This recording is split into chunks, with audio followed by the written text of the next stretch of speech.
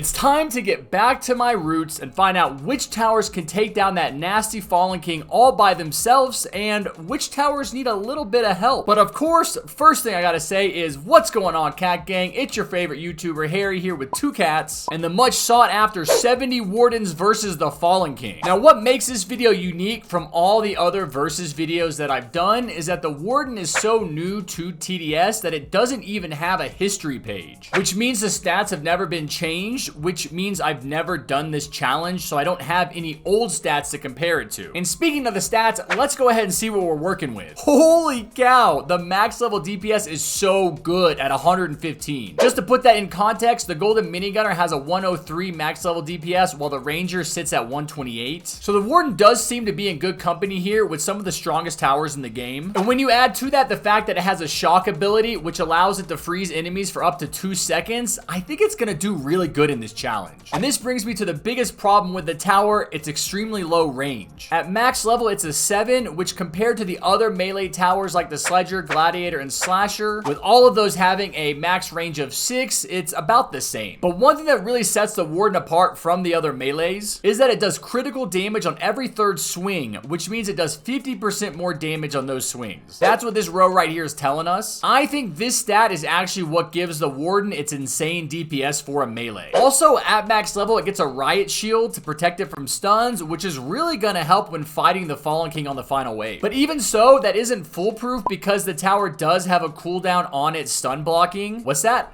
Hello? Do I hear the medic being useful? Overall, this is one of my more favorite towers that the devs have added recently to the game, so I'm excited to see how well it does. Now, we're going to use the DJ and Commander for support. The DJ is going to increase the Warden's range and make it cheaper to take to max level, while the Commander is going to increase its, well, not its fire rate, but its swing rate. All right, now I'm going to give a shout out to the Bloody Legends that helped me with this challenge. MVP Star Lamau, Charky, and Hoovy Gamer. Now go ahead and sit back, relax, and grab a Warden cat, and I'll see you right back here at the end.